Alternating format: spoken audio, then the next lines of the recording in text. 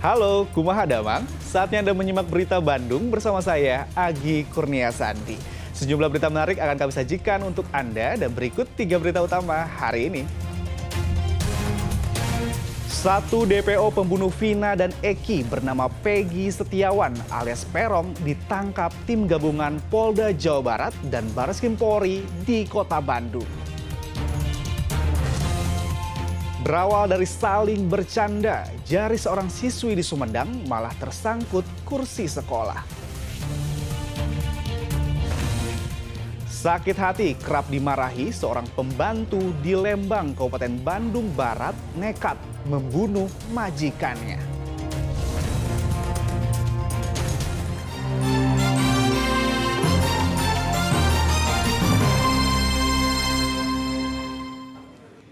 Kita buka dari kasus pembunuhan dan pemerkosaan 2 sejoli, Vina dan Eki di kota Cirebon. Tim gabungan Direktorat Reserse Kriminal Umum Polda Jawa Barat dan Bareskrim Polri akhirnya meringkus 1 DPO bernama Peggy Setiawan alias Peron di kota Bandung Selasa malam.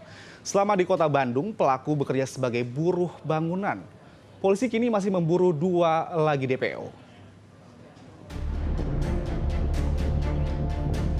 Polisi seperti tidak mau kehilangan muka atas kasus pembunuhan dan pemerkosaan tragis terhadap 2 sejoli di kota Cirebon, Vina dan Eki yang terjadi 8 tahun lalu.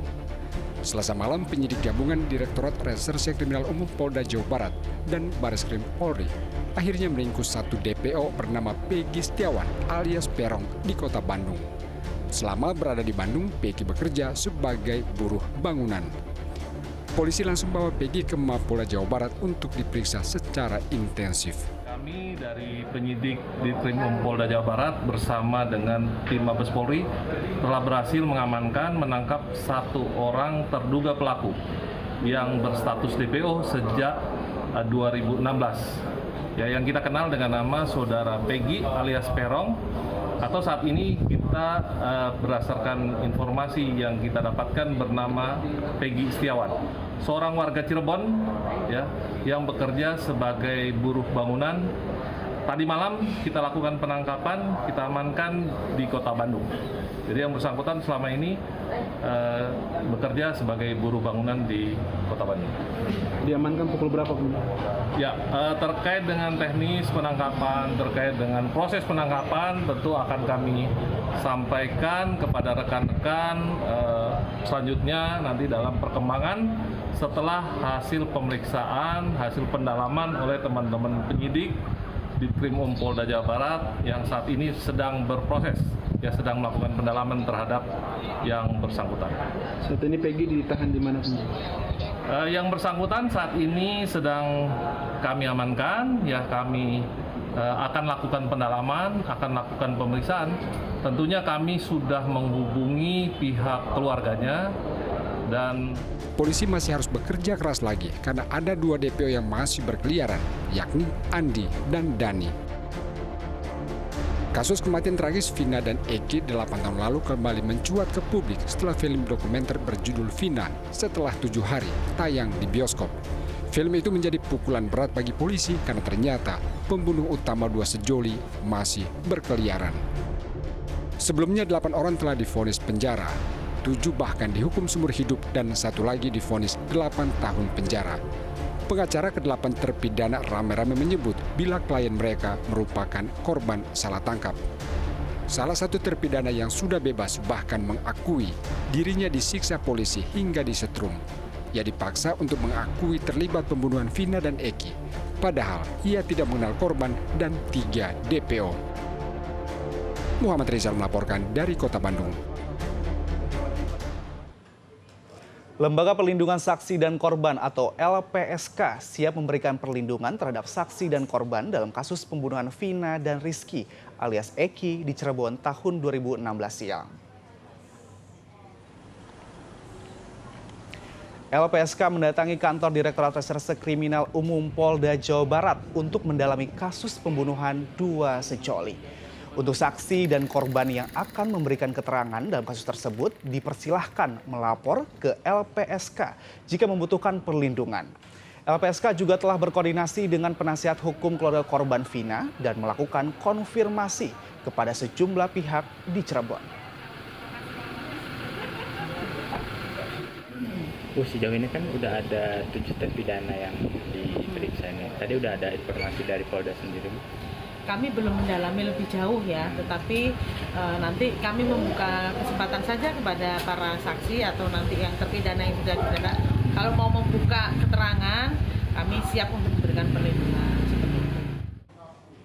Hoaks atau berita bohong terkait kasus pembunuhan dan pemerkosaan dua sejoli, Vina dan Eki, melonjak drastis sejak kasus kembali dibuka. Hoaks yang menyebar dalam masyarakat Cirebon bersumber dari asumsi dan cocokologi.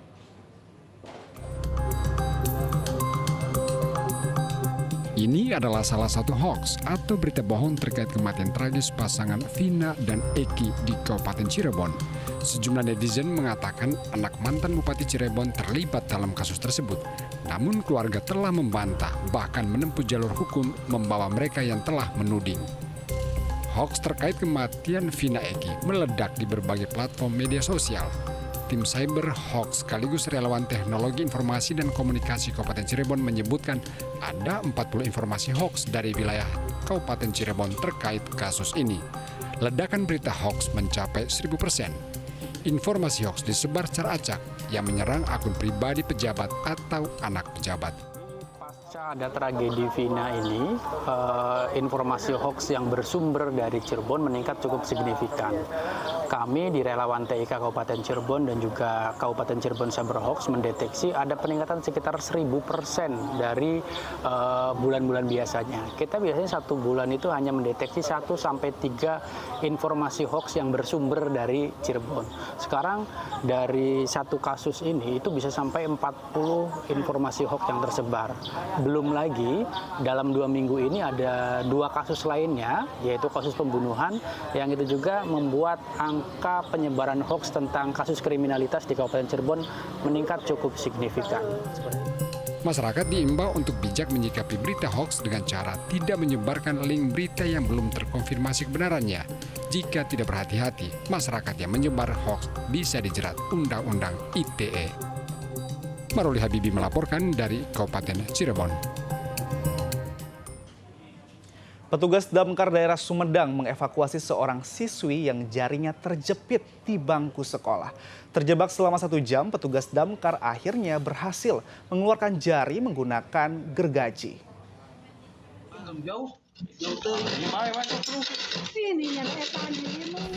Siswi MTS Plus An-Nur, wilayah Situ, Kecamatan Sumedang Utara, bernama Sherin, dievakuasi petugas damkar akibat jarinya yang tersangkut di lubang bangku sekolah Selasa pagi.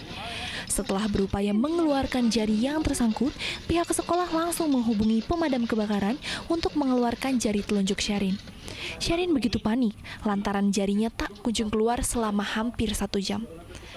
Hanya butuh waktu hampir 10 menit, petugas damkar akhirnya berhasil mengeluarkan jari dengan cara memotong bangku menggunakan gergaji. Jari Sherin tersangkut saat sedang bercanda dengan temannya. Dia bercanda, ada kebetulan di kursi depan ada lubang, dimasukkanlah jarinya. Tapi pada saat ditarik, ternyata nyangkut, dia nggak bisa lepas dari kursi tersebut. Masyarakat khususnya siswa di sekolah diimbau untuk lebih berhati-hati agar insiden serupa tidak kembali terjadi. Agun Gunawan melaporkan dari Sumedang.